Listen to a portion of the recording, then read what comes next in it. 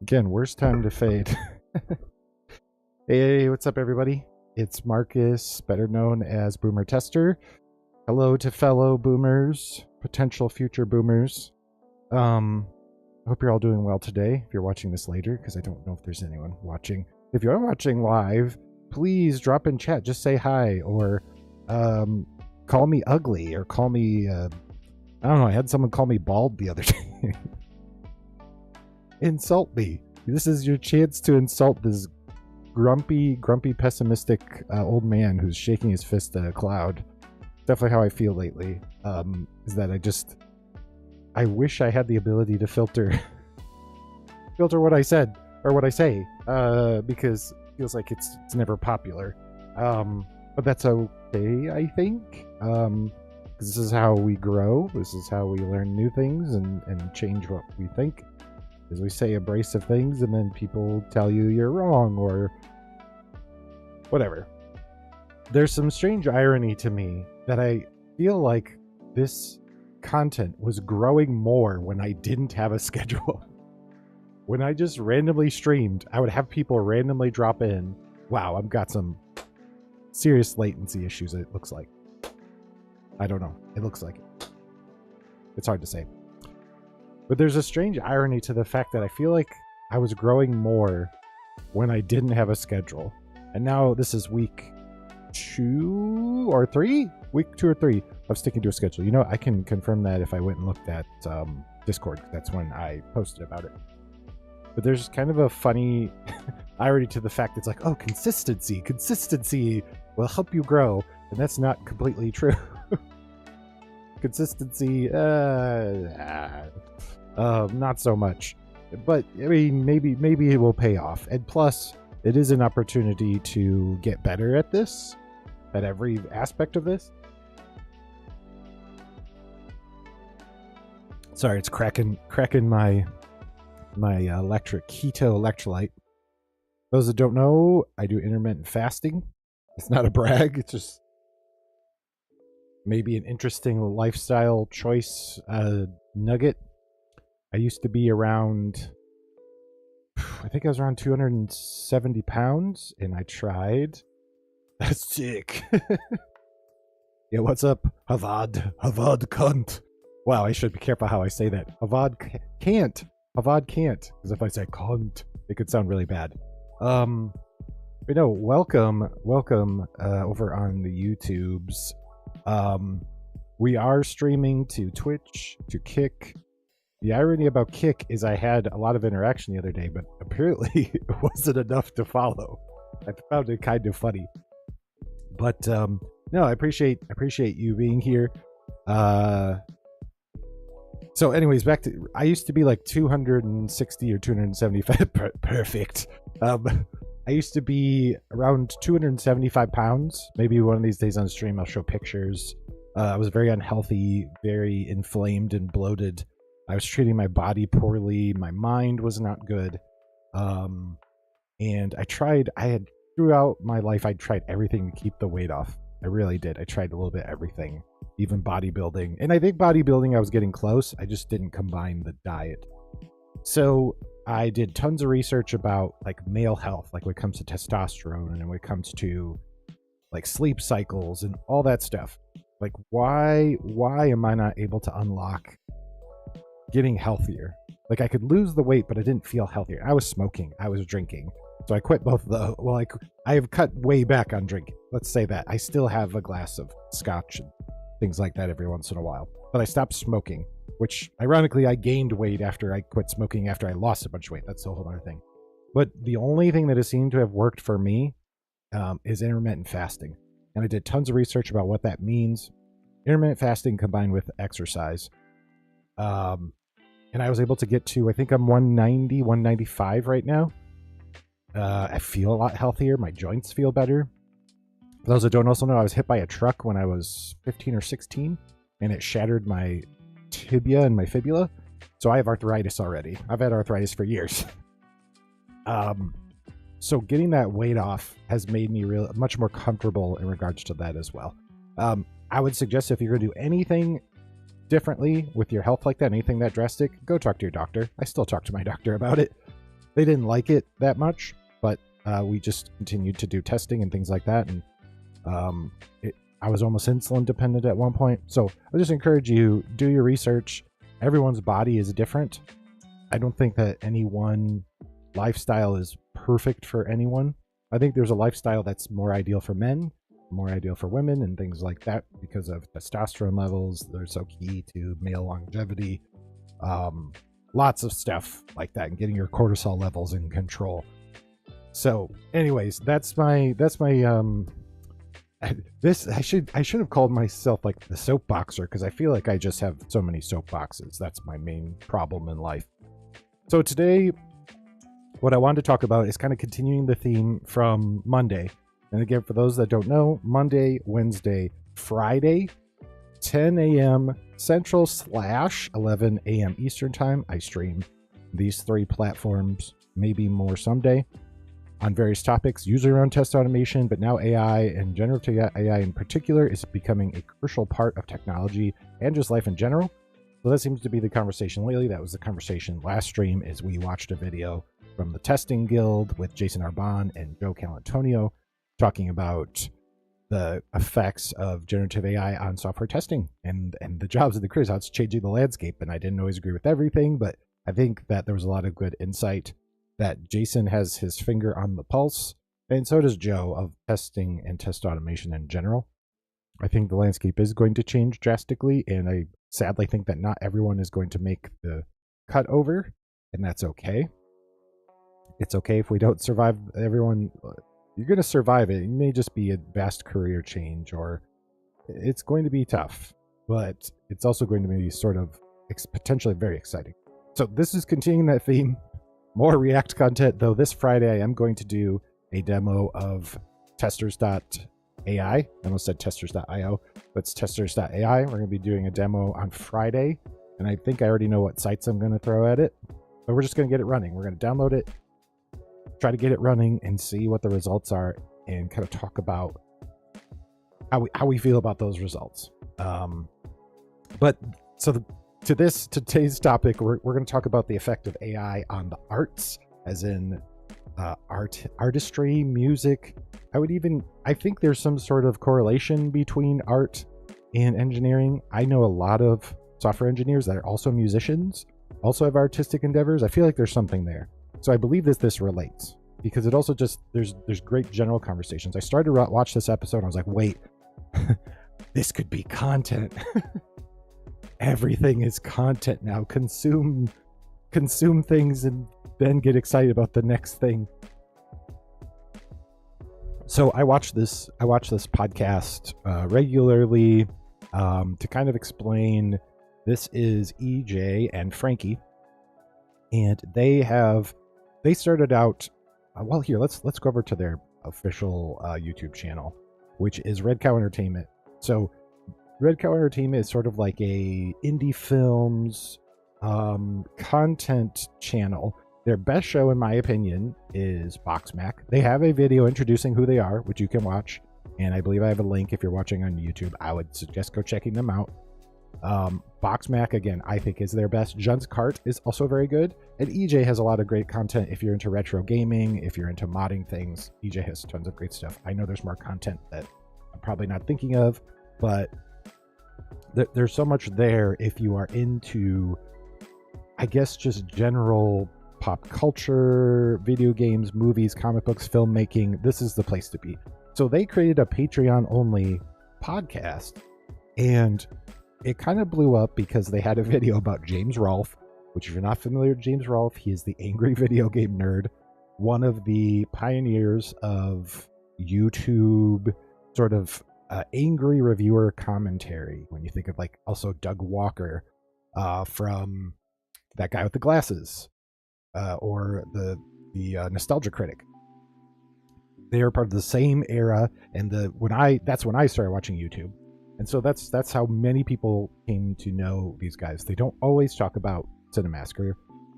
They make a point not to, but they have a really great perspective on pop culture, again, filmmaking, various things going on in the world. And today, because they are both in the arts, they're talking about AI art slop.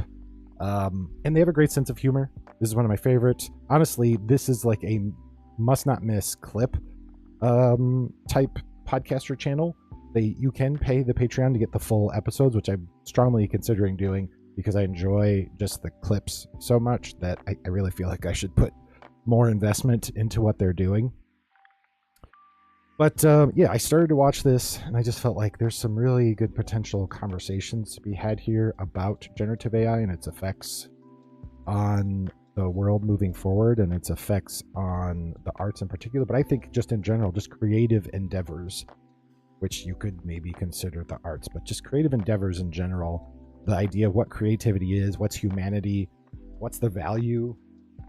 It really brings to question what our value is and what value we will continue to have as some things are automated out of, or again, it becomes antiquated to do it yourself or to have a human do it from scratch.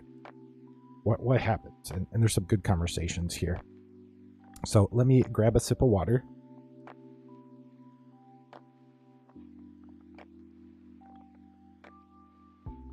Much better. Agua. And I've always got my coffee here. I try to slow down. But let's get started. Let's kill the tune so we can hear Frankie and EJ. If I remember this episode, it's all animations normally. If you go watch their show, it's like a face-in-face. I don't know. Yeah. Okay, they do the face-in-face thing. So it's essentially the two of them side by side having a conversation, like because they're buddies and they've worked together for a long time. Just talking about various things going on in entertainment and filmmaking and sometimes Cinemassacre, James Rolfe, and sometimes that guy with the glasses. And I will say one thing, Frankie has fantastic impressions.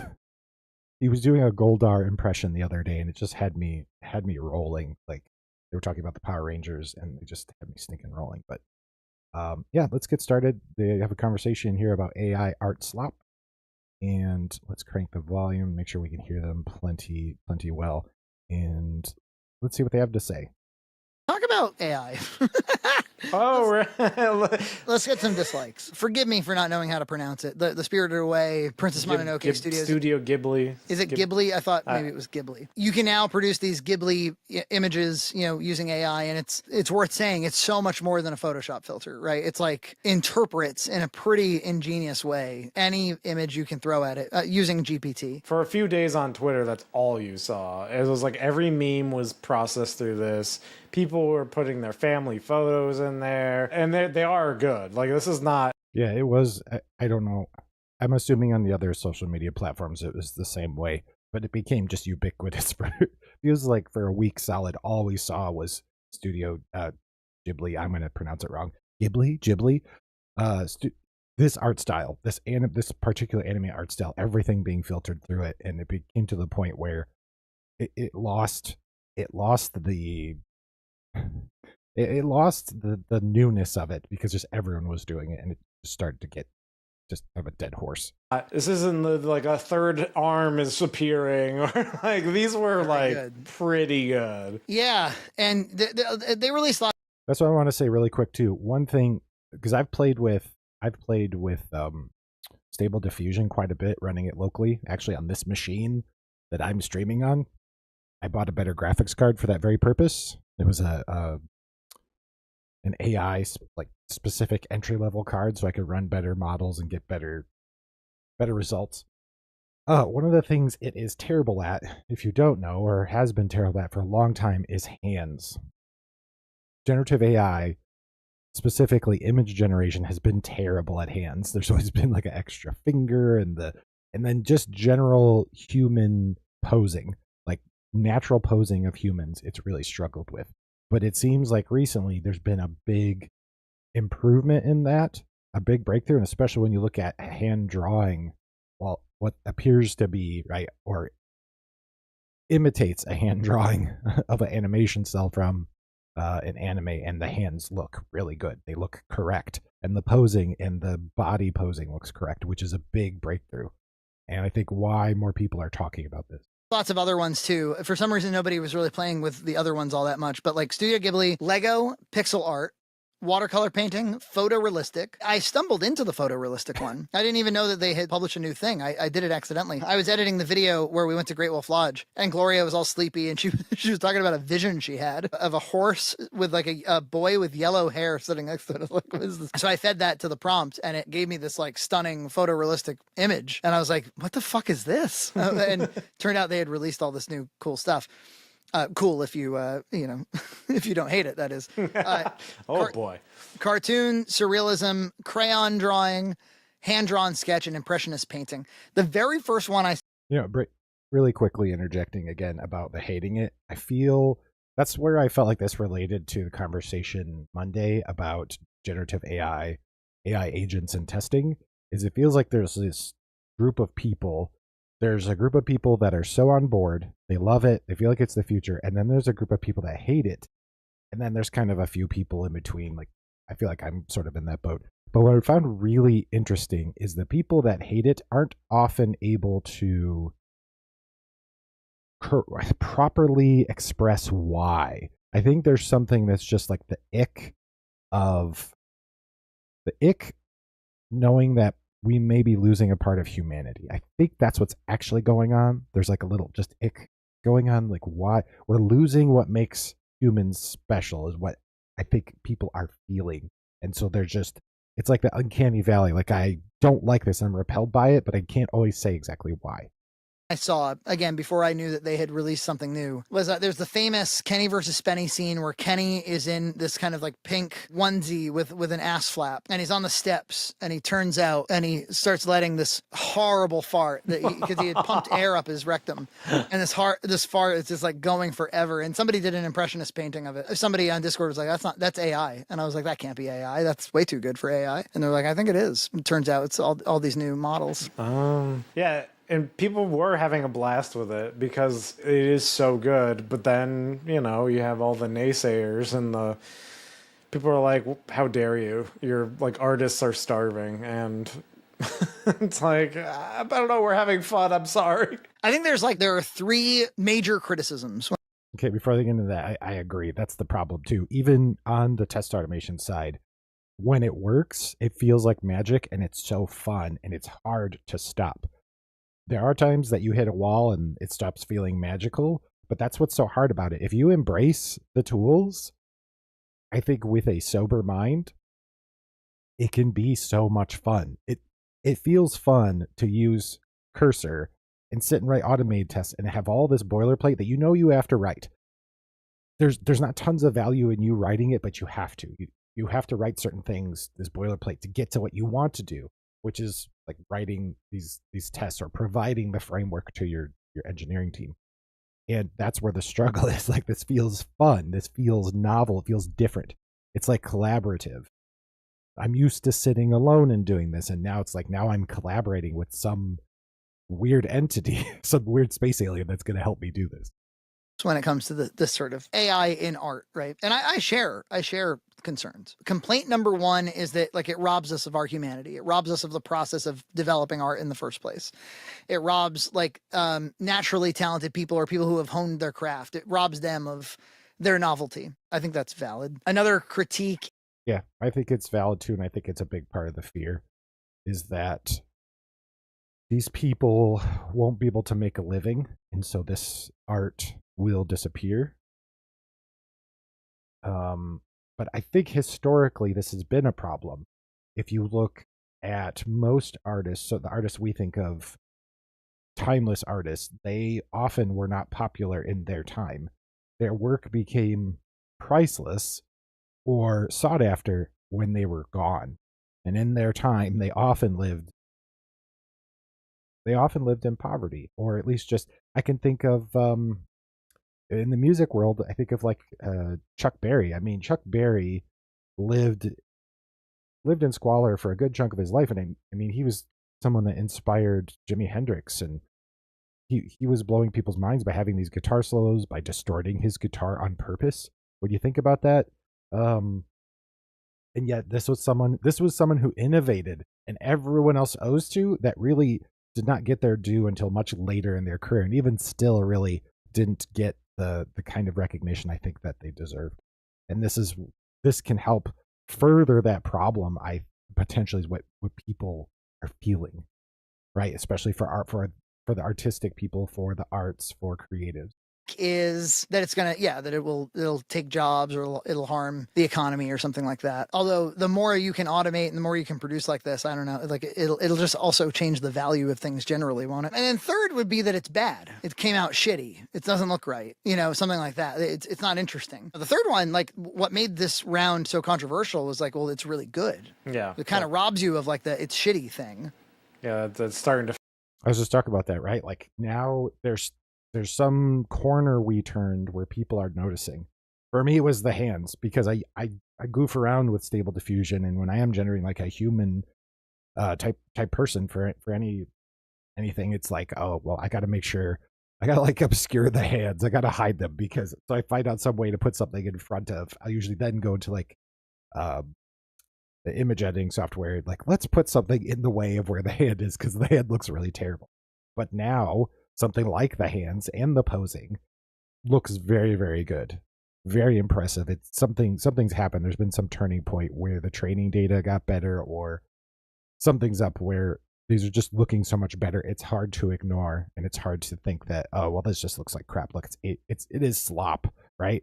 Now it's a lot harder to say that, and I think, again, relating back to Monday's conversation, that is most definitely happening in generative AI in regards to software engineering, testing, and code generation. So I think Jason Arbon is going to end up being right, and I'm going to end up being wrong.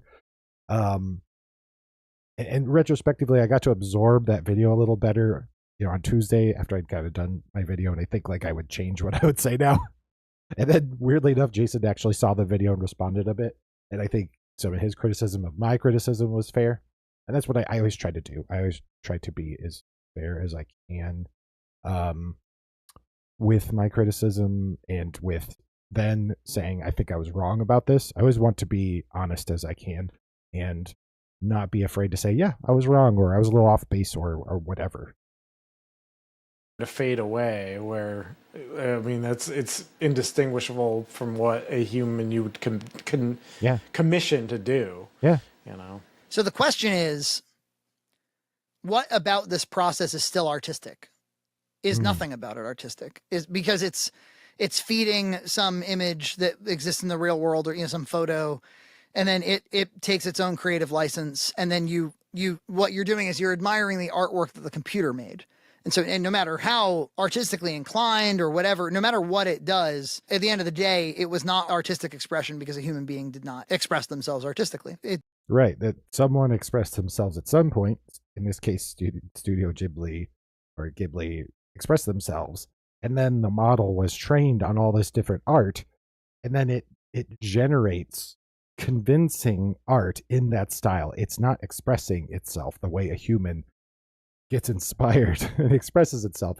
It's attempting to generate something based on the training data it has, and based on the prompt you gave it. It is trying to sufficiently generate something that is convincing enough to imitate whatever you're asking it to imitate, or generate whatever you're asking it to generate. It's not like a person who gets inspired and because it's being asked, right? Like you ask a street artist to draw a picture of you. There's still some artistic interpretation, where here it's more, I think, I forgot what the term that Eliezer uses, this stochastic, I can't remember, something about a parrot. But it's kind of like it's parroting. It's a parrot that will feign intelligence, or at least to us based on how we perceive it. It is really just it's trying to guess. It's trying to guess the next thing that you want based on the prompt. It's going to take your prompt and interpret it and try to generate something that, based on its training data, that fits, that hopefully will sufficiently fulfill your prompt. It derived artistic expression by parroting every other artist on the planet. It can maintain its artfulness if the creator can maintain intent, like if they can still produce something that they intended to produce. So like if they have control over it, in other words. So if I if I'm like, I know what I want to do today. I want to take this particular photo of EJ and I want to run it through AI. And I'm like very particular about like the emotion that he should be feeling in the image. And you're working through the prompt. And like, and if you can actually get the results that you want, then I think that something artistic still took place, probably. And if you can't, if it just keeps spitting out like weird crap, then it's like, well, the computer is just glitching. Because now look, EJ has 3 legs. In its attempt to give him a big butt, it also gave him an additional leg. I'm not sure what I think about that. I'm gonna have to stew on that one. Did something creative still occur? Maybe. So a human was in the loop. The human wanted to do something. The human expresses something creative, and then asking for assistance in that creativity because maybe lack of capability or lack of time. They could create this, but they wanted some help in creating it quicker because the generative AI can do this thing faster than you and possibly at a higher level of quality than you could. Maybe they could create a better image than this, but could they have done it that quickly? Probably not. Would they have given it 3 legs? Almost most definitely not unless they were asked to give it 3 legs. Or give EJ's not an it. If they were asked to give EJ 3 legs, but clearly they weren't. If we go back, there was nothing about 3 legs. Make this in the Studio Ghibli's style, but give him horns and a big butt. The other problem too is this is something that Jason brought up is like the data and the prompt. Maybe you need to make sure that you prompt that this is a humanoid. Like this is a human, even though I want them to have horns. A human would imply anatomically correct, which means two legs, 2 arms, 5 fingers on each hand, 1 ear or 2 ears, 1 ear is 1 ear visible, things like that the source data doesn't have his legs. So then you're leaving it on the generative AI model to know what's possibly down the rest of that. I also don't like that EJ's kind of he's got a dad bod like me, but he's not that chunky. What are they doing? Why are they giving AJ like a big beer belly though? EJ I think enjoys scotch if I remember, but he does look very happy. But yeah, whether something creative happened, gosh,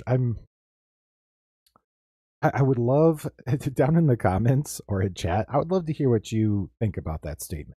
That something creative here still happened. I think you can make that argument, but I don't know. Something at the back of my brain that I can't put my finger on says we should be careful about those kind of statements. I don't know. Well, the computer is just glitching at that. You know what I mean? Yeah, it's tough because you are playing with it and you are talking to it and you are like nudging it, and so then it just becomes like any other tool that you would use for creation. That's fair. Exactly. As well. It's through iterating and through intentionality. The artisticness can be preserved, and if that's not taking place, then it's because a lot of times the critiques of AI that I'll hear are along the lines of like, well, I just hate how much slop there is. They use this word slop. And I think slop could be used to either describe like high quantity, like lack of intentionality. Like, I don't know, just produce stuff and like release it. Like so no matter how good it is, it's still slop. And then, slop could also describe like it's crappy. It didn't look right. It's got 6 fingers. The text is wrong, that sort of thing. It's just. But is that a skill issue? Back to our conversation on Monday. Is that just skill issue on the part of the person prompting and part of the content especially in image generation, if you're giving it a source image from which to render or generate from, is the source image bad? Was the training data bad? Is it just a skill issue that we're not able to take and prompt properly? That's kind of part of the question here. Is it's very easy again to criticize generative AI and call it slop when you might just be writing a really poor prompt or providing it really poor quality data to work with. If you give any person of any various intelligence too little of information, and then they come back to you and they didn't give you the thing you wanted, if you didn't give them the information they need to be successful, you were gambling. You were kind of gambling, and if they did bring it to you, it was sort of like a little mini miracle. They just rolled the dice, and you happened to hit a natural 20, and that doesn't always happen. So you need to stack those buffs, as in prompting properly and using good source data, if you are going to do image from image generation, be more. I think the thing is be more intentional. I think we want generative AI. We want prompting to like read our minds, and it's just not realistic because it's not how we interact with any other intelligence. I don't think it's fair, and I don't think it's realistic. And just to call it slop, I don't think is. It's not useful. It's not useful, and it doesn't help the conversation at all, or get the conversation moving along and progress us at all. It just kind of it's all crap and it's all slop, and I hate AI. It's like I understand the revulsion, but the fact is, as much as I'm a boomer, like I have to accept that it's a part of our lives in our tool chain now. It's just a fact. Unfortunately, it's just whether you like it or not. And like Frankie was saying, I think the value of creative endeavors is going to change. Whether it devalues or increases the value, again, we'll go back to Monday. We still watch humans play chess, even though bots are better at chess. We still do it. We still watch humans play Go, even though bots are now better at Go. Are bots better at video games? Maybe. I'm sure there are some that are better at certain games, but we still watch humans. We still prefer to interact with a human, watch a human struggle and fight. There's something about that. So, did chess bots lower the value of humans playing chess? I would say no. Did it increase it? It's uncertain. Maybe because now those human players can learn from what bots do and learn about certain lines. It's definitely worth considering, right? Like, what does this look like? Using other examples we have, like Go, like chess, is this going to increase the value of creative endeavors, or is it going to devalue it and make it disposable? You could look at pornography. Does pornography make normal in relationship relations more valuable or less value? I think in this case it creates a sad disposability in the broader society. I think it's a net negative, mostly due to how our brains work, dopamine, all that stuff. Anywho, let's go. Just doing a lot better at that, and if it can do this well, then it's going to do a lot better in a year. And it's that whole issue. Although I do actually think that LLMs, maybe I'll be proven wrong, but I think that language-based LLMs have kind of plateaued. It's interesting because we're using AI more at work, and even like we had some trainings this week where we're being trained on like some PowerPoint and stuff, and we were really quickly. I actually disagree with Frankie, but I think we're close. And I agree with many in the space that generative AI is not the key to general intelligence. I think we're not going to hit general intelligence using generative AI, using large language model, maybe LLMs. LLMs is not the way to get to general intelligence, in my opinion. I kind of agree with Frankie, but I also think we've got a little more to go because compute. I think our issue still is compute. The cost of compute is really going to slow things down, in my opinion. Until you look at DeepSeek and all that stuff, the rabbit holes are just endless here.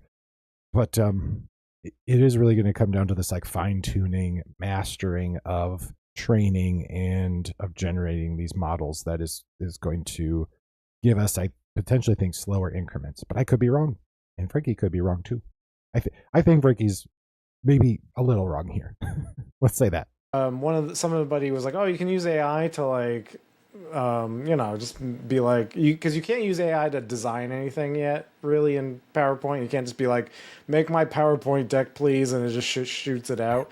It can make like content recommendations. So that's what I was kind of shown what to do is like." It's like you can ask AI. It's like, oh, where would the user's like eye be drawn to on this slide? And then it'll make recommendations like, oh, make sure to like bold this because the user's eye is drawn here, and it like makes a bunch of recommendations. And you can look at those recommendations and be like, I think you're completely wrong, and you can just ignore them, or you can you tweak based on what you think makes sense. Tell it. I muted myself so you wouldn't hear the clicking in my glass, but that actually happened the other day when I was doing the AI-assisted code review, which I'm going to have that video up soon. I'm a slow editor. I'm a very slow editor, and someday when I have any revenue from this, someday maybe, I'm gonna probably definitely have to. I'm definitely gonna have to hire an editor, because it's not sustainable. It's just not sustainable. But one of those things that I saw is that even though I fed it rules, the generative AI made suggestions that I completely didn't agree with and I wouldn't implement. It wasn't going to change my mind. I'd be like, no, I'm not going to do this. I'm not going to. I can't remember exactly what I was suggesting, and maybe I could go. I'll probably, when I'm editing, I'll probably remember it and maybe come back to this if I edit this down. But either something was like, no, I don't agree with this. This doesn't fit my standards and my best standards and from my experience. That you can make, as the human, you can still be, as Jason said the other day, you can be that. You are the oracle still. You are still the oracle, and I think that was his point that I kind of missed until sort of absorbing more of this. No, you're way off. What I'm trying to accomplish is, right. Yeah. That's the way I work with it. Is I work with it like a person I'm working with. Yep. And just said who that is the other very day. intelligent and who can advise me and maybe isn't perfect. Is frequently not perfect at advising me. I wouldn't even say it's intelligent. I think of it more like an intern. An intern who has access, and this is something we brought up the other day again in the generative AI assistant. Oh, someone's knocking. Hold on. Un momento.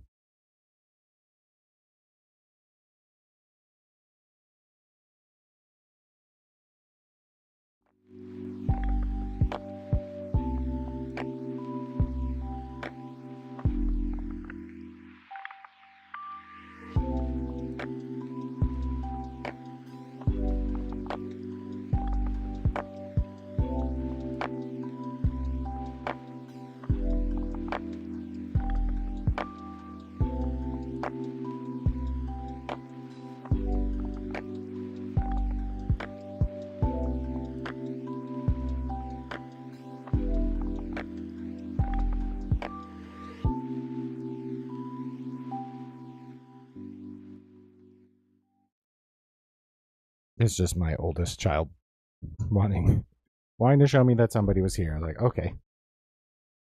He needs to stop. Oh, he keeps knocking on my door. He needs to stop doing. Because it's gonna be really distracting to me. So I kind of lost my train of thought too. We'll just jump back in the video. I completely lost my train of thought. Children. It's like a nuclear bomb. That's the truth of it.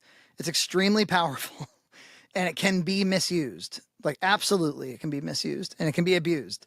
I think like the most common abuse is the overuse of it. Like when you're like, goddamn, like I can't open social media without seeing like, some AI generated image or something. But I think especially as it gets better, I think it'll be less and less obvious when it's being used or how it's being used or if it's just augmenting small things. But one of the things that struck me, Jason took a bunch of stills from Kickassia and he ran it through Ghibli Studio. I really found it striking. It was like Kickassia the anime.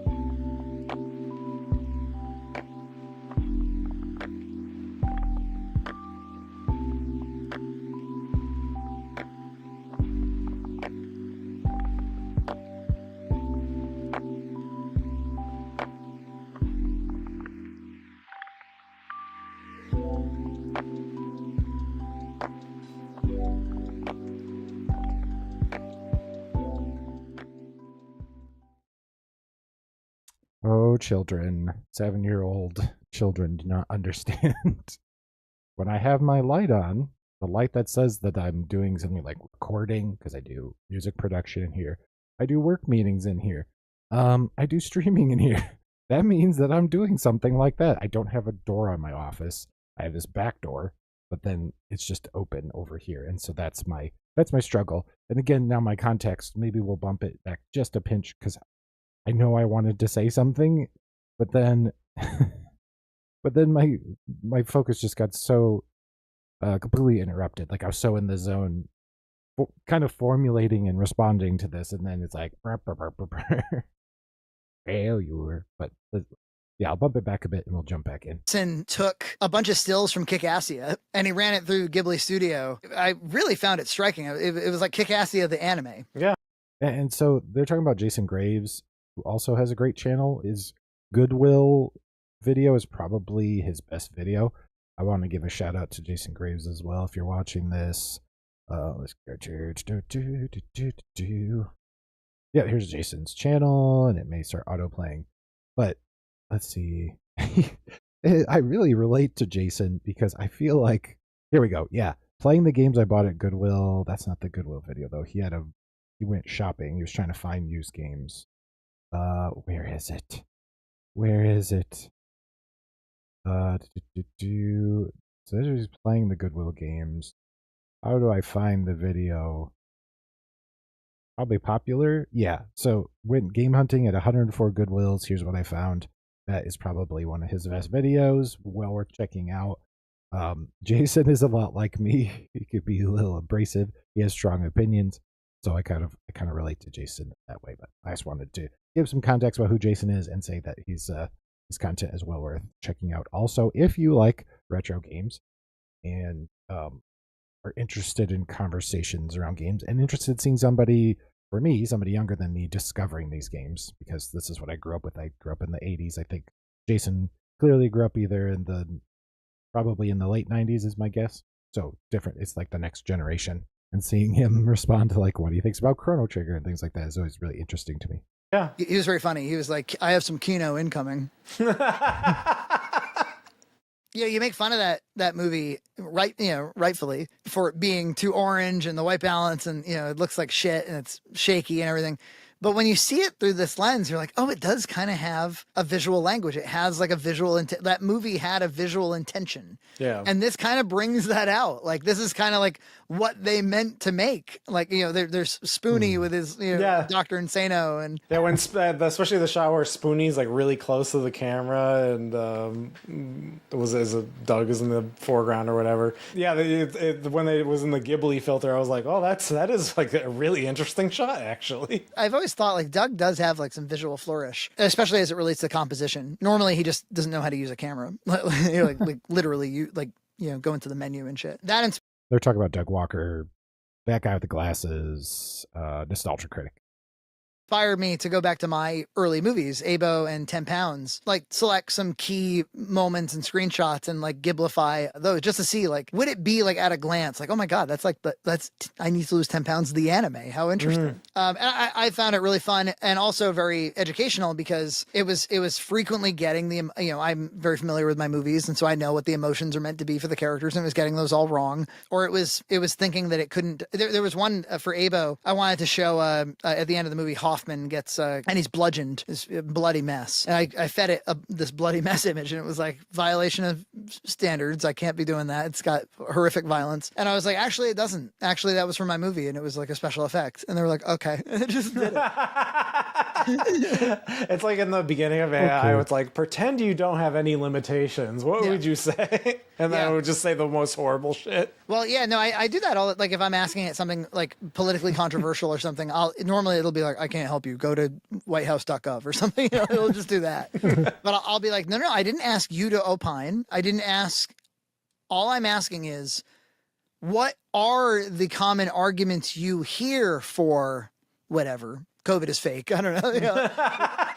What are, and like, just give me those common arguments. And then it's like, oh, okay, I can do that. And then I'll be like, are you hardwired? Are you hard coded to just have like no answers to certain kinds of questions? And it's like, yes, I am. It's to keep everybody safe, And then the big one. Safe. Yeah, sure. I don't know if you saw it. Did you see the Lord of the Rings, Fellowship of the Ring trailer? Yes, that is crazy. I don't know exactly how they did that because right now. Wait, I haven't seen this. Do we need to watch this right now? I think we do. I think we do. I think we need to watch this. So Lord of the Rings.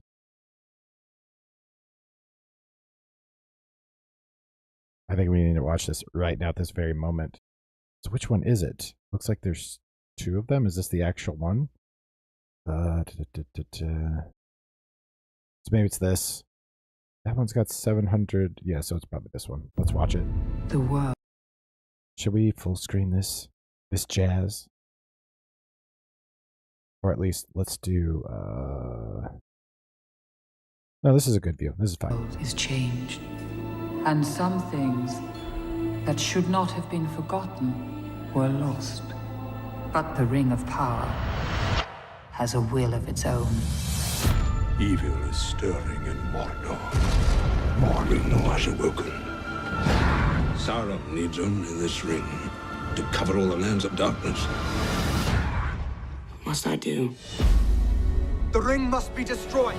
Cast back into the fires of Mount Doom. I know what hunts you. They're coming. They will find the ring and kill the one who carries it. You have my sword. My bow. And my axe. Share the fate of us all, little one. This task was appointed to you, and if you do not find a way, no one will. Let us hope that our presence may go unnoticed.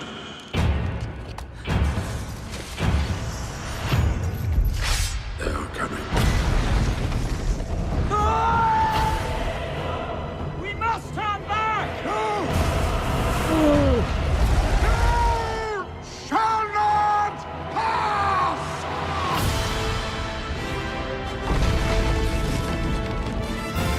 You will face evil, and you will defeat it.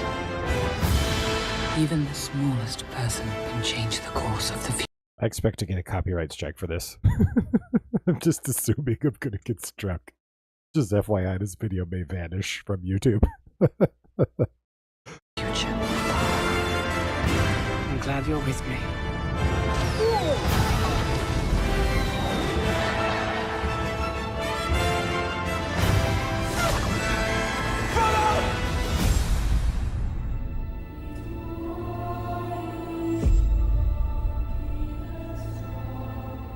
So this does bring up for me this idea that the potential in the future is that you prompt that we stop filming movies too, hardly at all, or humans filming movies becomes a novelty and we just generate what we want to see. Like, oh, I want to see a fourth Lord of the Rings movie. So great, Lord of the Rings 4. What happens after, the rain? What happens after the fourth movie? Generate that for me. Or generate Star Wars in this art style for me. I want to watch Star Wars in this art style, and I want to watch a Star Wars anime in the style of Full Metal Alchemist. I want all the voice actors from the US dub of Full Metal Alchemist, right? That you could just have that. It sounds like a very specific thing, and it probably is. I would actually really dig that, because I think that I think it was Aniplex did a really great job with, especially with Brotherhood. It's one of my favorite animes. There's this idea that theoretically you could have the things you want, you could just have. And again, the value then of those things becomes cheapened. The effort it would have taken for someone to make that for you, or a studio to make that for you, is so cheapened because you don't need a whole studio to create it.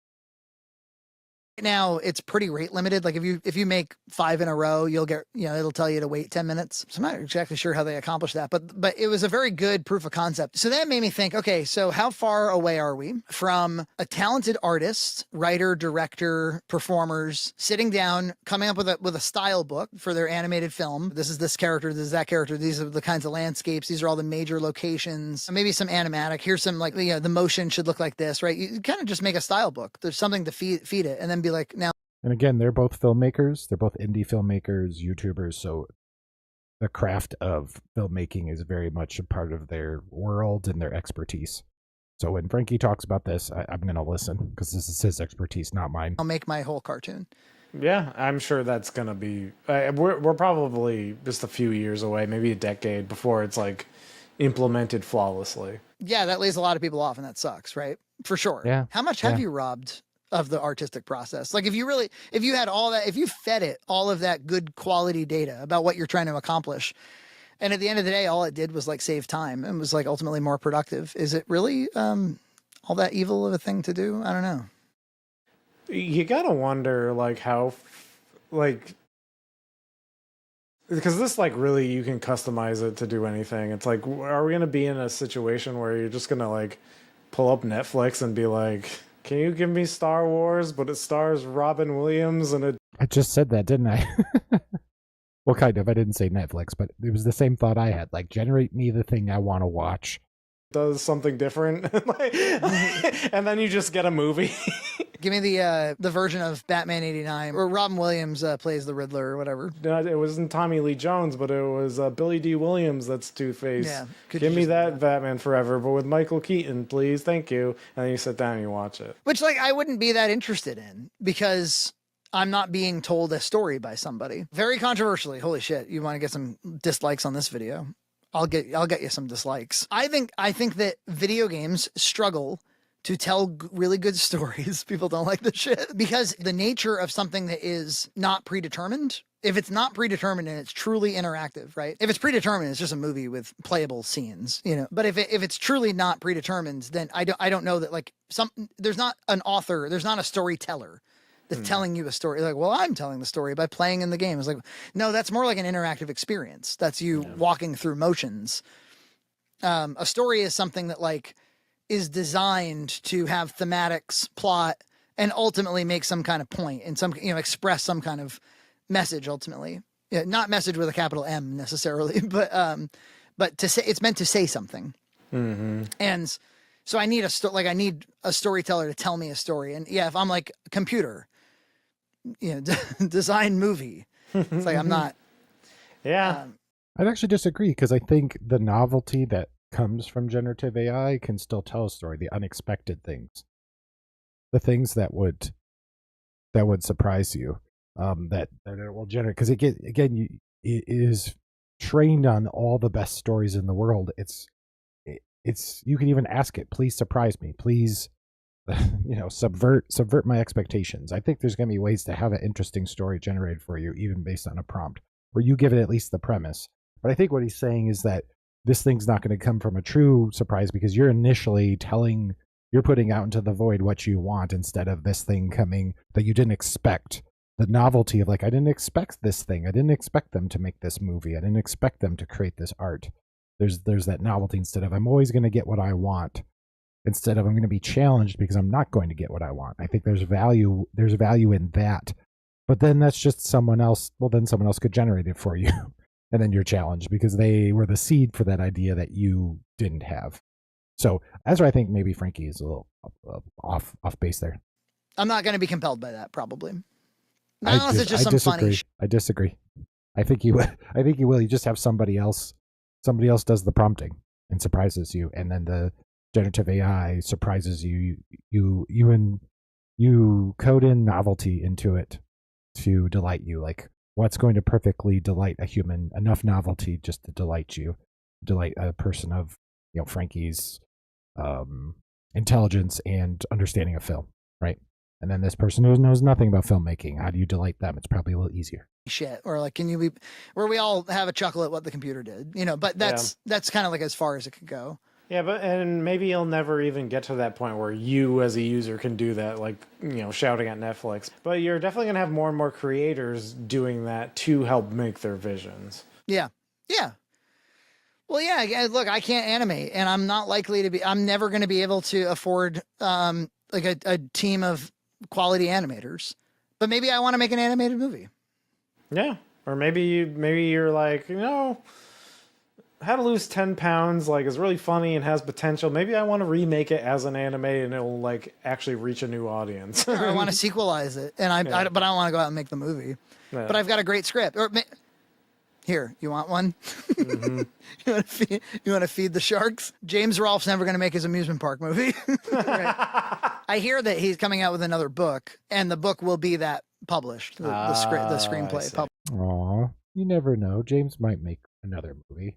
But yeah, I remember hearing his pitch for this, for his theme park movie, and I don't know if any new information has come out about it. Which, I guess if you can't make them, but yeah, could you, so of course people are here, they're like, ew, like the AI version of that. Like, well, again, imagine if like he was able to get like a team together that designed the whole movie, right? With his oversight and direct, but there's you don't go out on site.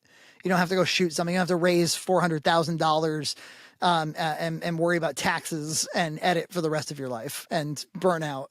Right, you make an animated movie, and it's like, the time from when you had the script to when you have the thing could be shortened, and the excitement I could see it being okay, Yeah. Well, I mean, like low budget animes almost feel like that, like when they're like there's barely any movement and their lips are moving. Yeah.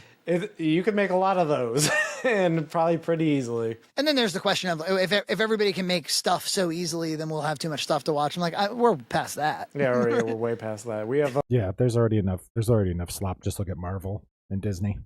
there's tons of slop of things that they dump a bunch of money into that I'm not interested in, and I think a lot of people are not interested in. They're kind of fed up with. So yeah, I agree. There's so much not AI slop that now we're going to add AI slop to the pile. I think just adding insult to injury.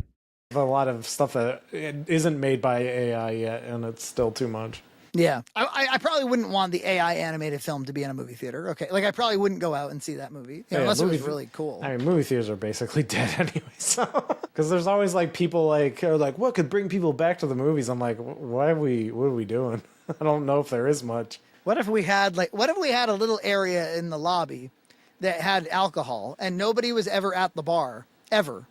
Yeah, there was not a bartender there. Nobody. You can barely get somebody to like get, they have like ice cream. Like you can't get somebody to get you ice cream. No. I get, those touchscreen soda things, and the appeal of it is like you can put orange in your Diet Coke and whatever. It's like, where's Diet Coke? It's always too sticky, and the syrup is never filled, man. Can AI do that? Can it fill it with syrup? Yeah, and then there's just I've noticed. I hate those machines too. And I think I know they were at Firehouse Subs. I recognize the cup.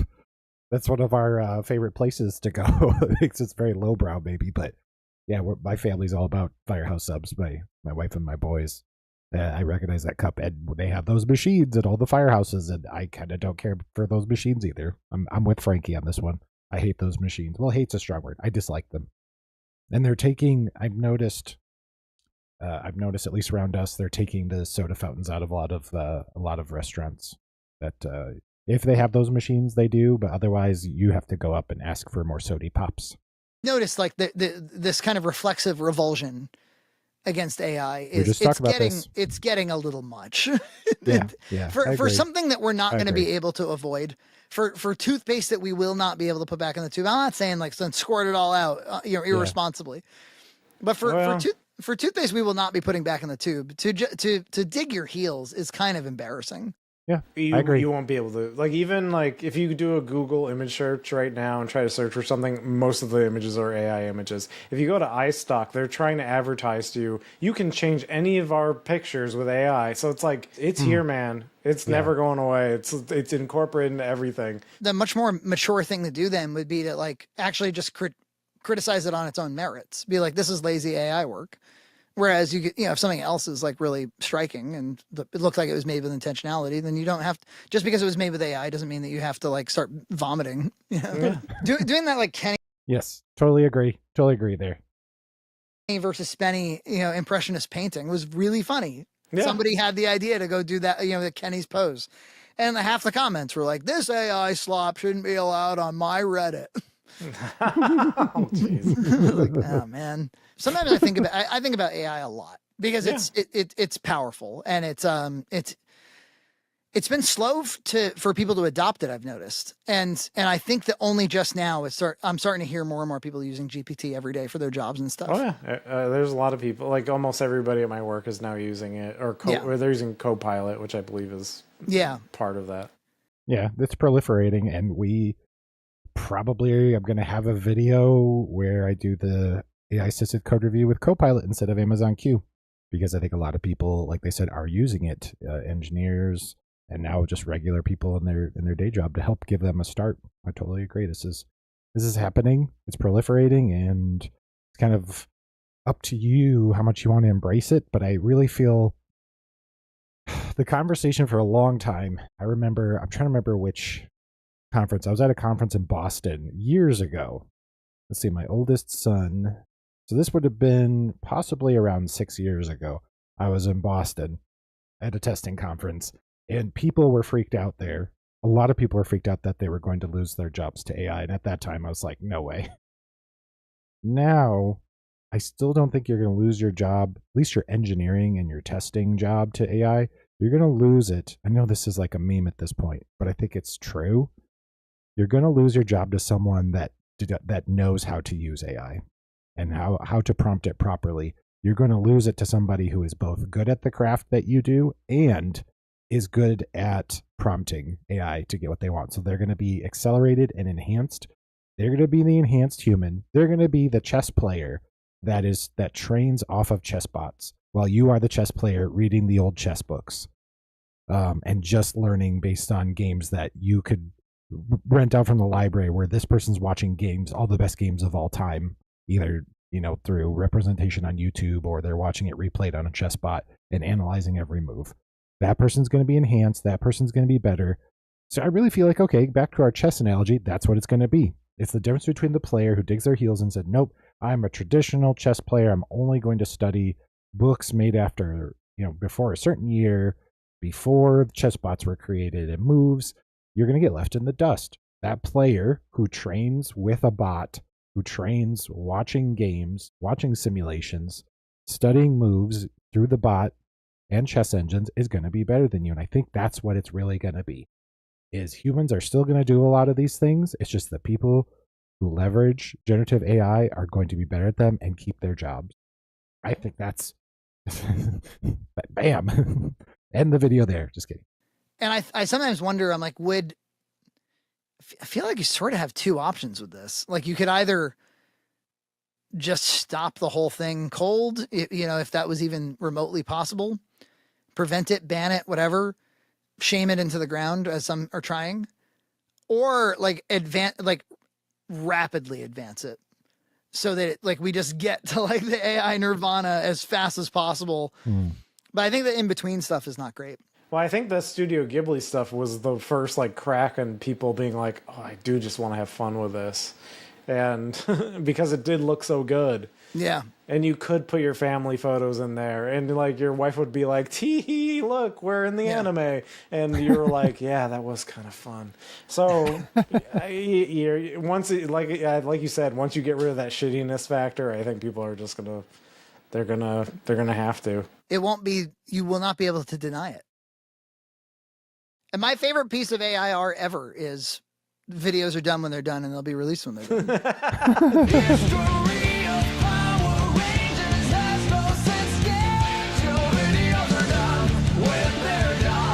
He's referring to Lake Kara. So Lake Kara is a comic book from a guy with the glasses site, or Atop the Fourth Wall is his show, or was his show. So his name's Lake Kara, is his handle, again, from that same era as Nostalgia Critic, Angry Video Game Nerd. And he has a quite entertaining series called The History of Power Rangers. And people were just like, oh, when's the next episode? When's the next part of the series? And he went on kind of this now famous meme tirade about it, and there was a song that with those exact words, and that's the song, is they'll be done when they're done. There's no set schedule. They turned a song into a song, and that shows, again, somebody had a creative vision. They probably in their head heard something like that, oh, there could be a really funny song with this. And so I'm kind of softening on Frankie's perspective that something artistic still happened. It was just assisted by generative AI, kind of like assisted code review. Again, self-advertising. That video is going to be edited down and hopefully published soon. Again, I'm a slow editor. I have a hard time keeping up. But if you're watching later, typing noises. Tell me what you thought. What did you think about this? What do you think about the effects of generative AI on just creativity, which I include programming in that? Do you think this is like some dystopia? Do you think, 'cause I'm softening already. I've like changed my mind within 3 days. I'm softening on this further and further. I really do think that chess is our example, because it's the closest thing I can think of and something I'm interested in. I'm a below average chess player, but I enjoy chess, and so I'm